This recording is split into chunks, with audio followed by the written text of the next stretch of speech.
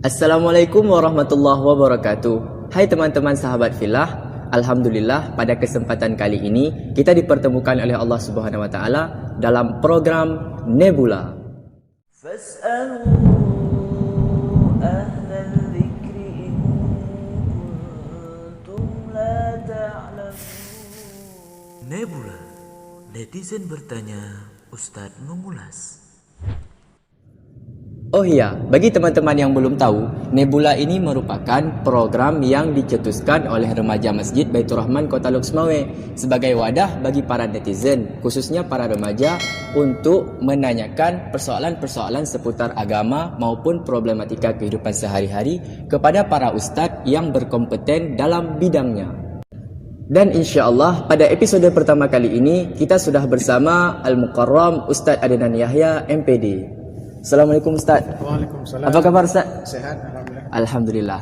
Baik, nanti teman-teman Ustaz akan menjawab satu persatu pertanyaan yang akan teman-teman berikan. Oh ya, bagi teman-teman yang masih memiliki pertanyaan, bisa langsung mengirimkan pertanyaannya ke Instagram @rmblsm.official atau komen di bawah ini. Nanti pertanyaan dari teman-teman akan dijawab pada Nebula episode-episode selanjutnya. Dan kami pastikan identitas dari penanya akan dirahasiakan. Baik, langsung saja kita mulai. Ustadz, ini pertanyaan pertama dari teman-teman. Yang pertama pertanyaannya, saya bacakan. Assalamualaikum Ustadz, gimana menurut Ustadz tentang orang yang kerjaannya joki tugas orang? Syukran Ustadz. Baik, terima kasih. Pekerjaan-pekerjaan tercela itu dilarang dalam agama. Kebenaran dan kebatilan dia tidak bisa digabung. La talbisul haqqa bil batil. Bahwa kebenaran dan kebatilan dia tidak akan bisa menyatu. Sama seperti air dan minyak.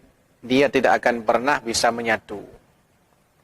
Satu sisi joki itu ingin membantu orang, ingin membantu sahabat.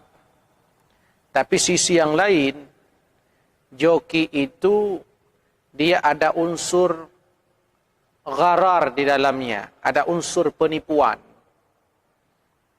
Artinya, kita melakukan sesuatu, lalu sifatnya adalah meminta imbalan daripada orang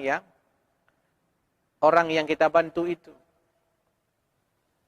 Padahal Islam mengajarkan kita pada saat membantu tanpa pamrih.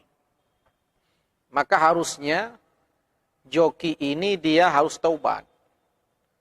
Cara dia taubat, dia ajarkan sahabatnya. Sahabatnya tidak bisa bahasa Inggris. Dia bisa bahasa Inggris. Ajarkan dia bahasa Inggris. Bukan jadi joki bahasa Inggris. Dia pintar matematika. Ajarkan sahabatnya untuk bisa matematika. Jadi mengajarkan dan ilmu mengajarkan ini, dia akan berefek.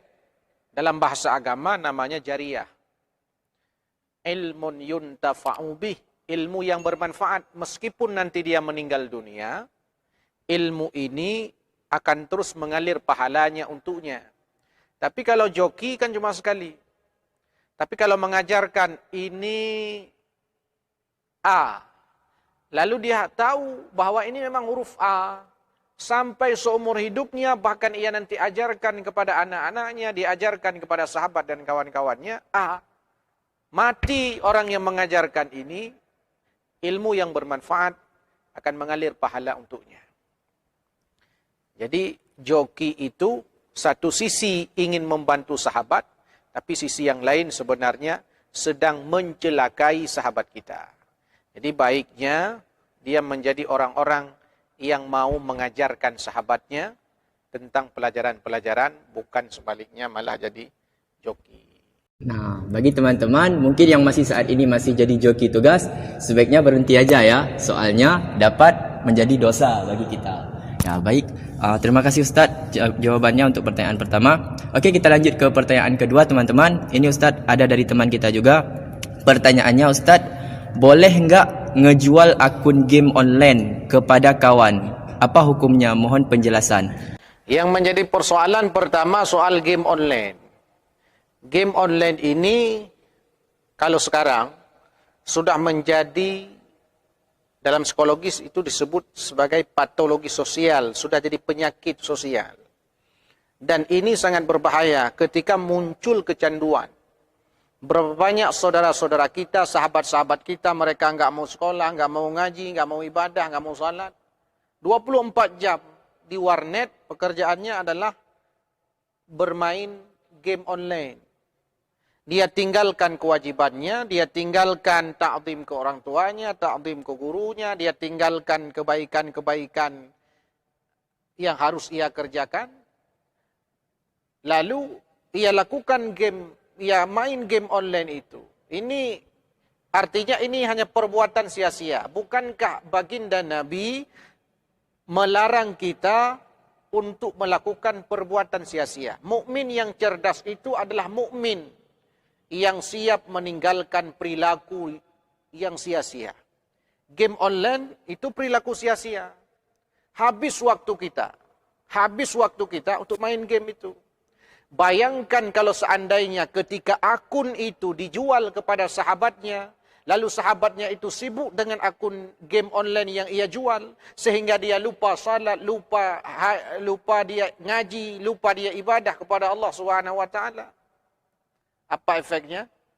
Efeknya dosa jariahlah yang akan mengalir untuknya. Gara-gara kita jual game online itu, hingga membuat sahabat kita ini tidak mau ngaji, malas ibadah, lupa belajar, kadang-kadang enggak pulang ke rumah, tidur di warnet, dan seterusnya. Ini dampaknya, coba. Ini baru game online. Baru manfaat game online. Sudah diteliti oleh para pakar bahwa game online itu lebih banyak negatifnya daripada positifnya. Kalau mau bermain, carilah permainan-permainan yang mengandung kreativitas, inovasi. Contoh, bikin game. Bikin, bukan main.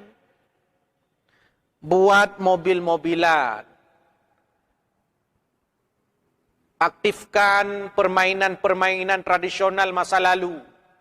Itu yang mengundang kreativitas. Tapi kalau main game online, pertama, mata akan rusak. Bayangkan 24 jam di warnet.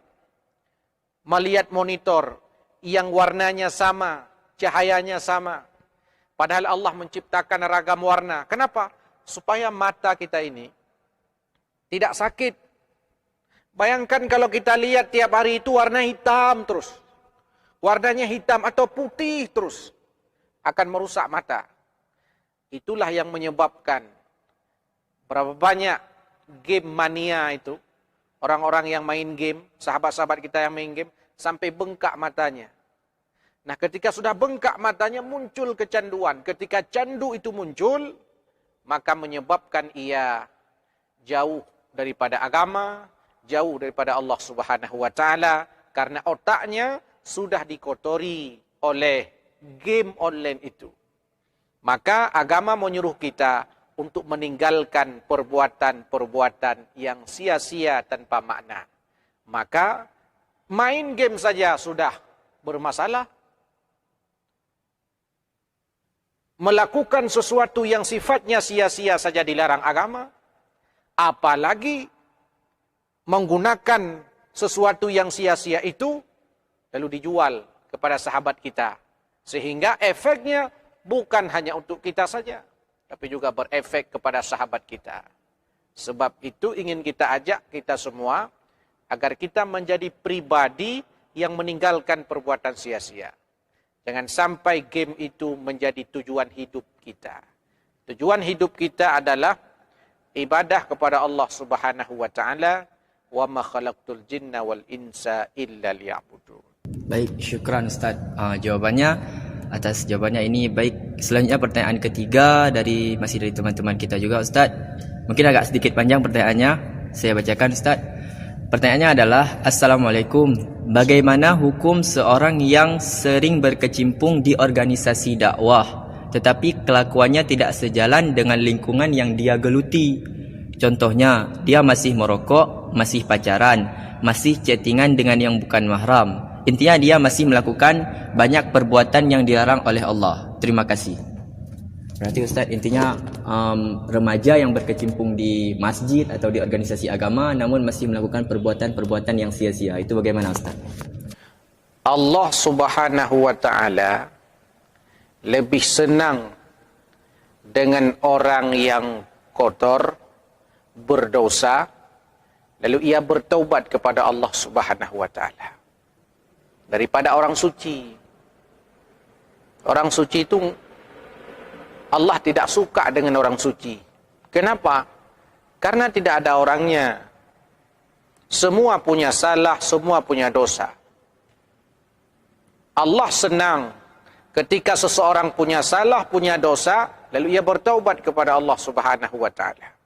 Kullu bani Adam khatta'un wa khairu khatta'in at-tawwabun. Setiap manusia itu tukang buat salah. Wa khairu khatta'in at-tawwabun. Sebaik-baik orang bersalah, dia bertaubat kepada Allah Subhanahu wa taala. Satu sisi, ketika ada sahabat kita dia aktif di organisasi dakwah, dia aktif di organisasi keislaman. Bagus satu sisi. Karena Al-Quran juga mengajarkan kita agar kita bisa berorganisasi, agar kita hidup berkumpul-kumpul, agar kita bisa termotivasi. Wal takum minkum ummatu yad'una ilal khair. Ummatu yad'una ilal khair. Ummah. Hendaklah ada segolongan umat. Artinya, hendaknya ada organisasi. Kita kalau puasa sendiri, itu capek. Puasa sunat hari Kamis, sendiri, itu capek. Tapi ketika sudah komitmen satu organisasi, ayo kita hari Kamis ini puasa. Lalu nanti kita buka bersama. Pasti akan menyenangkan. Maka Rasulullah SAW mengajurkan kita untuk mencari sahabat-sahabat yang baik sehingga kebaikannya akan menular kepada kita. Kalau ada sahabat kita yang berkecimpung di dalam kegiatan kerohanian Islam atau kegiatan-kegiatan organisasi-organisasi Islam tapi dia masih bermaksiat, itu satu sisi lebih bagus daripada organisasi Islam nggak pernah mau masuk, bergabung dengan kegiatan-kegiatan keagamaan tidak mau, bermaksiat lagi. Artinya, kadang kesalahan-kesalahan yang dikerjakan, ada kalanya itu dosa kita anggap, itu lama-lama akan hilang. Ketika dia sudah terbiasa dengan kegiatan-kegiatan dakwah, sering mendengar kajian, sering berkonsultasi dengan ustadz, sering bertanya apa hukumnya tentang sesuatu, itu akan membentuk pribadi seseorang. Karena apa yang kita lakukan, itu gambaran cerminan dari pikiran kita. Kenapa orang bermaksiat? Karena itulah cerminan dirinya, cerminan pikirannya, cerminan ilmunya. Kalau ilmunya sudah pas, kalau ilmunya sudah sempurna, bukan hanya di otak ilmunya, tapi sudah sampai di hati, bukan hanya harakatul aqli, tapi juga harakatul qalbi, maka ilmu akan mampu merubah dirinya.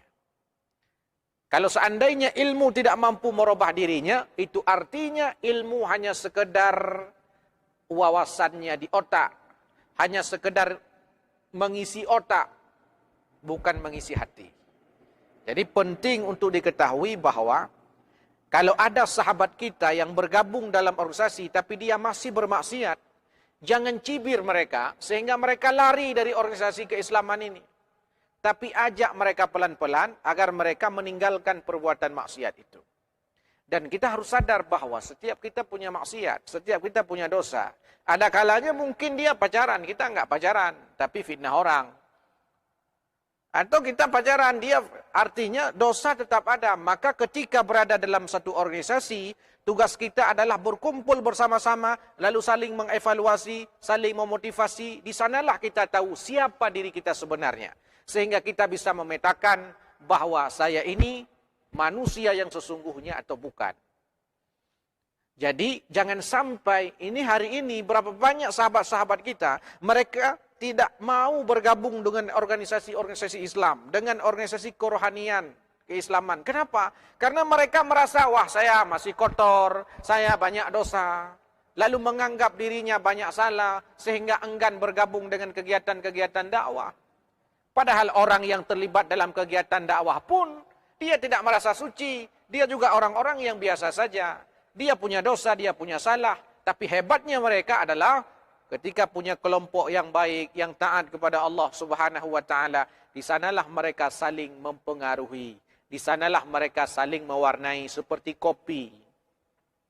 Jadilah kopi. Kopi itu ketika dimasukkan ke dalam air panas, dia akan mewarnai air itu sehingga harum semerbak aromanya. Begitulah kita diwarnai. Karena hidup kita itu sesuai dengan lingkungan. Maka petugas kamar mayat biasanya jarang senyum. Petugas kamar mayat biasa jarang senyum. Kenapa? Karena memang tiap hari yang dia lihat mayat terus di depannya. Kerjaannya di dalam kamar mayat, ngurus mayat. Tak mungkinlah dia senyum di depan mayat itu. Karena udah terbiasa di kamar mayat, yang dia lihat mayat pasti mukanya merengut tiap hari. Keluar dari kamar mayat, tetap merengut. Karena sudah jadi kebiasaannya di dalam kamar mayat itu. Kecuali dia senyum di kamar mayat. Kan ada juga orang senyum di kamar mayat. Takut nanti mayatnya senyum juga. Ini bahayanya. Jadi ini penting. Maka mencari sahabat yang baik, ya, perkumpulan yang baik, itu akan mampu membuat kita istiqamah dalam ibadah kepada Allah Subhanahu wa taala. Berarti intinya bagi teman-teman yang walaupun saat ini masih di organisasi keagamaan tapi masih melakukan dosa-dosa, bukan lari dari organisasi tersebut tapi pelan-pelan memperbaiki diri. Ya, kira-kira begitu Ustaz ya. Baik, terima kasih Ustaz.